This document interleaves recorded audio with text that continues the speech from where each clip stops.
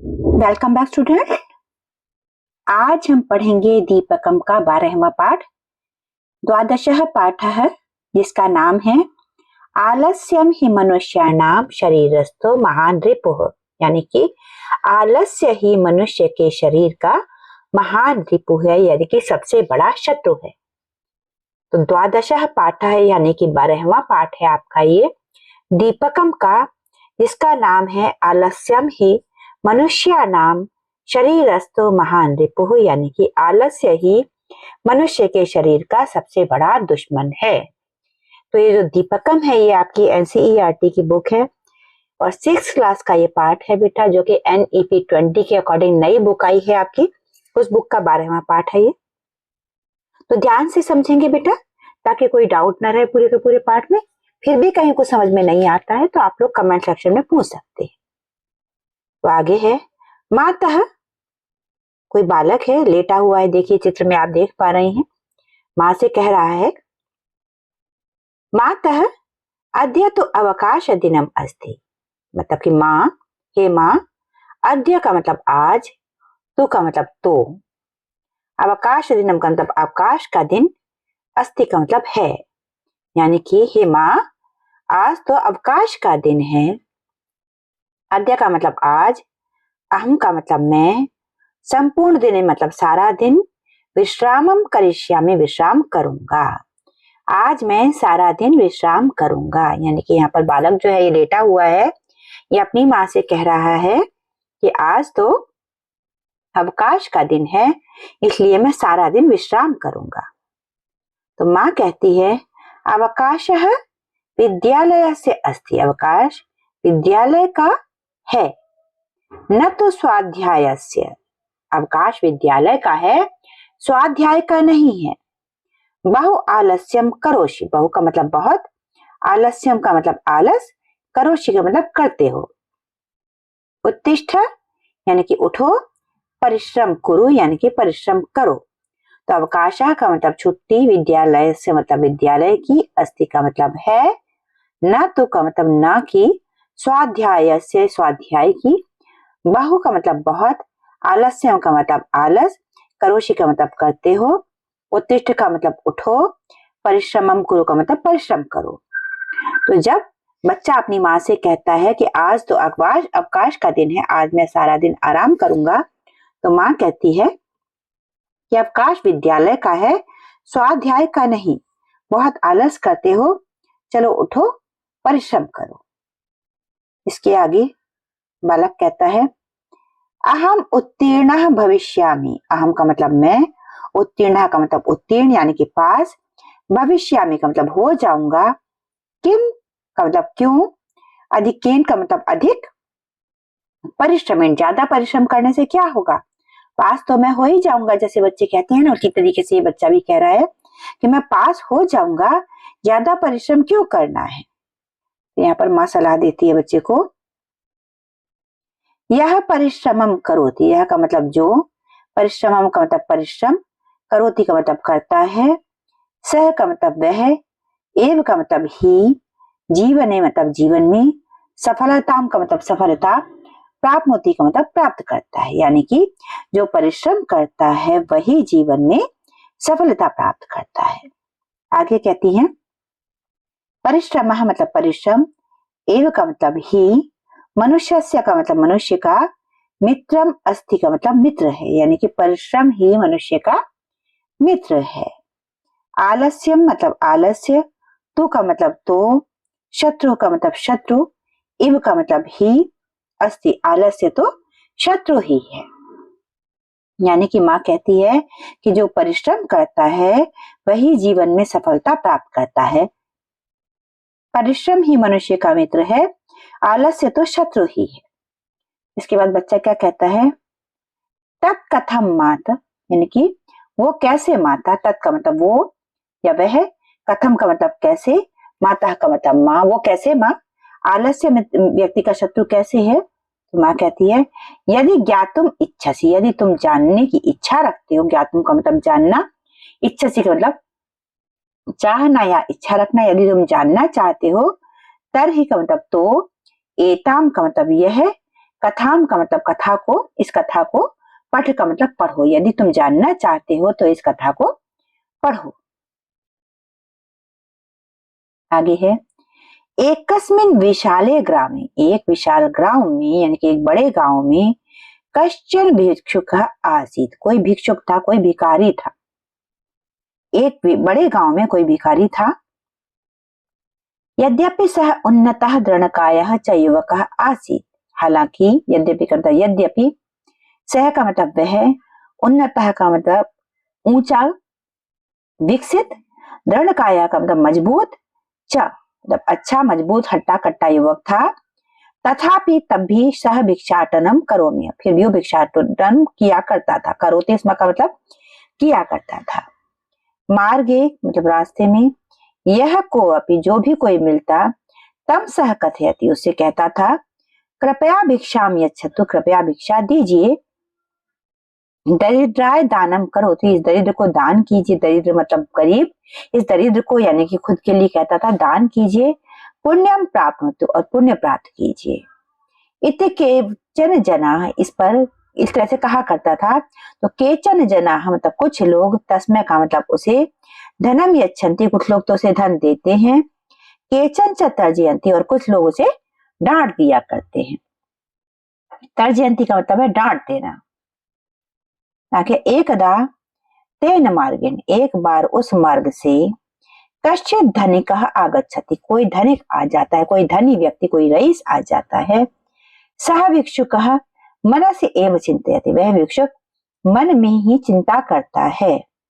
यानी कि एक बार उस मार्ग पर कोई धनिक आ जाता है, कोई धनी व्यक्ति आ जाता है, तो वो भिक्षुक चिंता करता है। क्या चिंता करता है? अहो मम भाग्य, आहा मेरे भाग्य, अद्य का मतलब आज, अहम का मतलब मैं, प्रभुतम का मतलब बहुत सारा, धनम का मतलब धन, प्राप्नोमि आज मैं बहुत सारा धन प्राप्त करूंगा। इस तरह की प्रार्थना वो करने लगा है।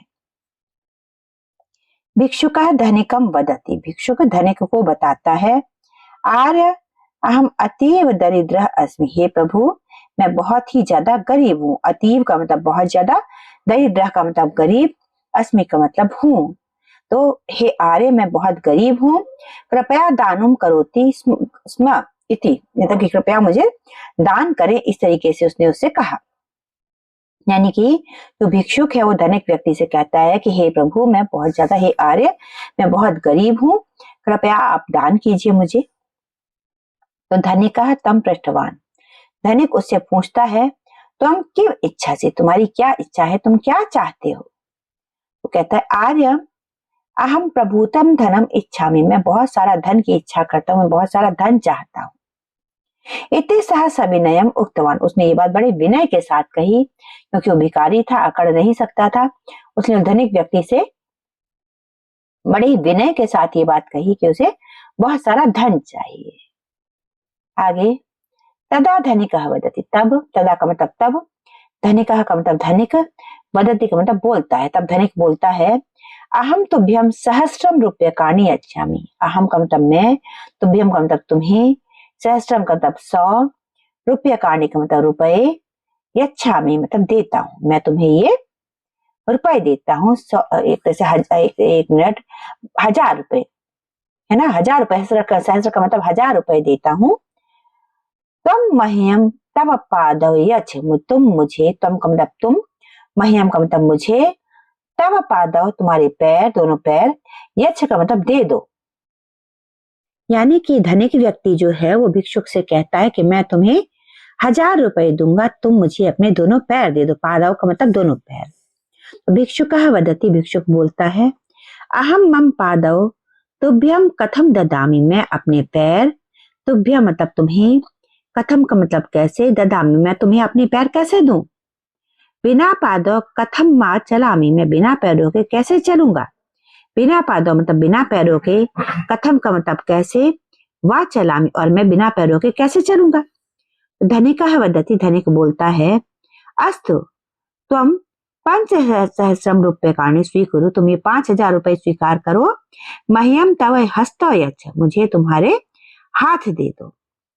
भिक्षुक वदति, भिक्षुक बोलता है, हस्ताभ्याम बिना अहम कथम भिक्षा स्वीकरोमि, हाथों के बिना, हस्ताभ्याम मतलब हाथों के बिना, अहम कथम मैं कैसे, भिक्षाम स्वीकरोमि मैं भिक्षा कैसे मांगूंगा, सबसे हाथ नहीं होंगे तो।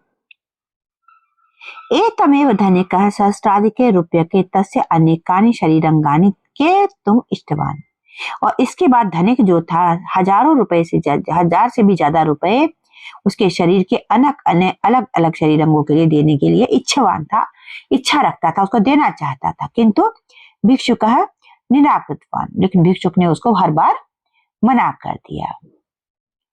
तदा धनिक उक्तवान, तब धनिक बोला, पश्य मित्र, देखो मित्र, तव समीपे तुम्हारे पास एव सहस्राधिक मूल्याकानि वस्तुनि सन्ति, तुम्हारे पास ही यह हजारों रुपए से ज्यादा मूल्य की चीजें हैं। तथापि तब भी किमर्थम तुम आत्मा नाम दुर्बलम मन्यसे, लेकिन फिर किस कारण से तुम अपनी आत्मा को दुर्बल मानते हो, यानी कि आत्मान का मतलब आत्मा को, किमर्थम का मतलब क्यों, तुम का मतलब तुम, आत्मानम का मतलब आत्मा को, दुर्बलम का मतलब दुर्बल, मन्यसे का मतलब मानते हो, यानी कि वो कहते हैं कि देखो तुम्हारे पास सहस्र मूल्य, हजार रुपए से ज्यादा मूल्य की चीजें हैं, हाथ पैर वगैरह, लेकिन फिर भी तुम अपने आप को दुर्बल क्यों मानते हो। सौभाग्येन एव वयम मानव जन्म प्राप्तवन्तः, सौभाग्य है हमारा कि इसकी वजह से, सौभाग्य की वजह से ही हमें ये मानव जन्म प्राप्त हुआ है, मानव का जन्म मिला है। अस्य सफलतार्थम प्रयत्न कुरु, इसकी सफलता के लिए, अस्य सफलतार्थ यानी कि इसकी सफलता के लिए, प्रयत्नम कुरु का मतलब प्रयत्न करो, इतः गच्छ शुभम भवतु इति, अब जाओ अच्छा रहेगा, तुम्हारे लिए जो कुछ होगा अच्छा होगा। इसके बाद है तस्मात् दिनात्, तस्मात् दिनात् का मतलब उस दिन से, भिक्षुक का मतलब भिक्षुक, भिक्षाटनम मतलब भिक्षा मांगना, त्यक्तवा यानी कि त्याग कर, परिश्रमेण यानी कि परिश्रम से, धनार्जन मतलब धनार्जन पैसा कमाना, कृत्वा करके, सगौरवम जीवन यापनम आरब्धवान, गौरव के साथ अपना जीवन यापन करता है। तो यहाँ पर इसका मतलब हुआ कि उसके बाद जब उसे धनिक ने टोक दिया कि तुम्हारे पास तो हजारों रुपए के शरीर के अंग हैं, लेकिन फिर भी तुम भिक्षा क्यों मांगते हो, तो इस बात से प्रभावित होकर के तो भिक्षुक था वो, भिक्षाटन छोड़ करके, त्यक्तवा मतलब त्याग कर, परिश्रमेण धनार्जनम कृत्वा परिश्रम से धन कमाने लगता है, सगौरवम जीवन यापन आरब्धवान और गौरव के साथ अपना जीवन यापन करता है। किसी से भिक्षा नहीं मांगनी है, किसी के लिए एक्स्ट्रा पोलाइट होने की जरूरत नहीं है। तो यहाँ पर लेखक जो था मजदूरी करने लगा। अतः एव सज्जनाः वदन्ति, यही बात सज्जन कहते हैं, यही बात शरीफ लोग कहा करते हैं। तो आगे है आलस्यम ही मनुष्याणाम शरीरस्थो महान रूपो, यानी कि आलस्य ही मनुष्य के शरीर का सबसे बड़ा दुश्मन है। आगे कहते हैं नास्त्युद्यम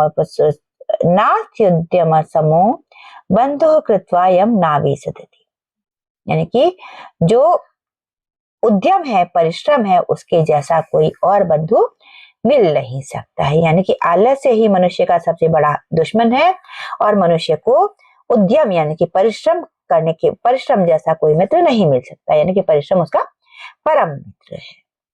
तो इसका भावार्थ आपको बताया गया है। आलस्यम ही मनुष्याणाम शरीरस्थो महान रिपु, यानी कि आलस्य ही मानव शरीर का महान रिपु है, सबसे बड़ा दुश्मन है। नास्ति उद्यम समो बंधु कृत्वा यम नावसी, यानी कि तुम्हारे लिए बंधु जैसा, जो तुम्हारा परिश्रम है उसके जैसा कोई बंधु नहीं हो सकता है। तो पदच्छेद है आलस्य ही मनुष्याणाम शरीरस्थः महान रिपुः न अस्ति उद्यमन समः बंधु कृत्वा यम न अविसीदति, यानी कि आलस्य ही मनुष्याणाम शरीरस्थः महान रिपुः, आलस्य ही मनुष्य के शरीर का सबसे महान रिपु है, सबसे महान दुश्मन है। अस्ति का मतलब है उद्यम समः बंधु नास्ति यम कृत्वा न अवसीदति, उद्यमशील मनुष्य यहाँ पर कुछ काम करके अपने आप कुछ को काम करना पड़ता है तो घबराते नहीं है। आगे है भावार्थ है आलस्यम मनुष्याणाम शरीरे स्थितः महाशत्रु अस्ति, आलस्य मनुष्य के शरीर में स्थित बहुत ही बड़ा शत्रु है, सबसे बड़ा शत्रु है। यतो हि आलस्यस्य कारणात् कार्यं न सिद्ध्यति। इसी की वजह से, आलस्य की वजह से बहुत से कार्य सिद्ध नहीं हो पाते हैं, कार्य पूरे नहीं हो पाते हैं। एतवयं परिश्रमेण समानः बन्धुः अपि नास्ति यतो हि परिश्रम कृत्वा कोऽपि दुःखं न आप्नोति। यानी कि इसीलिए परिश्रम समान करके सभी बंधुओं को हम समान बना लेंगे ताकि कोई भी परिश्रम करने के बाद भी दुखी ना हो। तो ये आपका पाठ यहाँ पर खत्म हो जाता है। आगे अभ्यास कार्य इसका पूरा का पूरा करेंगे बेटा हम अलग वीडियो में। तो चैनल आपने अभी तक सब्सक्राइब नहीं किया है तो बहुत जल्दी से कर लीजिए।